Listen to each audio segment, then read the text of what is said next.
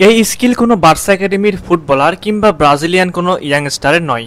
এই যে এক ধরনের স্কিলফুল এবং এক ধরনের ফিটনেসের ফুটবলারদের দেখছেন, তারা বিদেশি কোনো একাডেমির উপর দাঁড়িয়ে নেই। তারা দাঁড়িয়ে আছে বাংলাদেশের ফুটবল মাঠে। বাংলাদেশ ফুটবল ফেডারেশনের আয়োজিত ট্রায়ালে অংশ নিয়েছিল তারা। স্কিল, বডি ফিটনেস আর গেম সেন্সে মাতিয়েছে পুরো ট্রায়াল। সবার আশা এদের মধ্য থেকে বের হয়ে আসবে হামজা চৌধুরী, সমিত সোম কিংবা জামাল ভুঁইয়ার মতো ফুটবলাররা।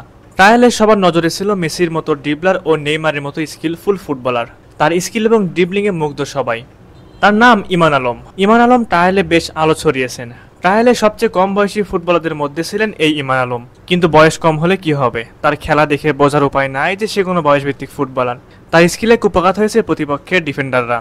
শুধু ইমান আলম নয়, ট্রায়ালে সবার আলাদা নজরে ছিল বিতোষক চাকমা।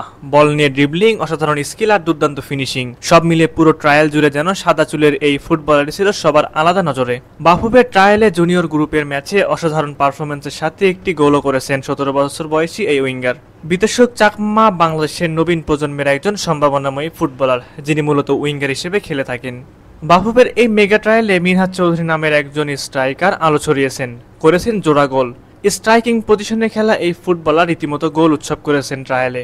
মিনহাজ চৌধুরী লাল সবুজের জার্সি গায়ে জড়ানোর আশায় ইংল্যান্ড থেকে পা রেখেছেন বাংলাদেশে। এছাড়াও দুর্দান্ত পারফর্ম করেছেন তোফায়েল তানিম, যমজ ভাই আশিক ও অনিক, ইকরামুল কাশফির হক সহ আরও অনেকে। বাংলাদেশে অনুষ্ঠিত প্রবাসী ফুটবলারদের ট্রায়ালে আসা খেলোয়াড়দের স্কিল দেখে সবাই মুগ্ধ হয়েছে। বিশেষ করে তাদের গতি, কারিগরি এবং ফিটনেসে মুগ্ধ করার মতো ছিল।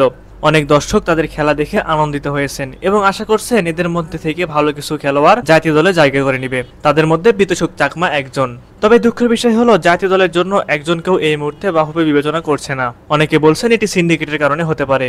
মূলত এই ট্রায়ালে 14টি দেশ থেকে আসা 52 জন প্রবাসী ফুটবলার অংশ নিয়েছিল। 3 দিনের ট্রায়ালে তাদের ফিটনেস, স্কিল এবং খেলার কৌশল মূল্যায়ন করা হয়েছে।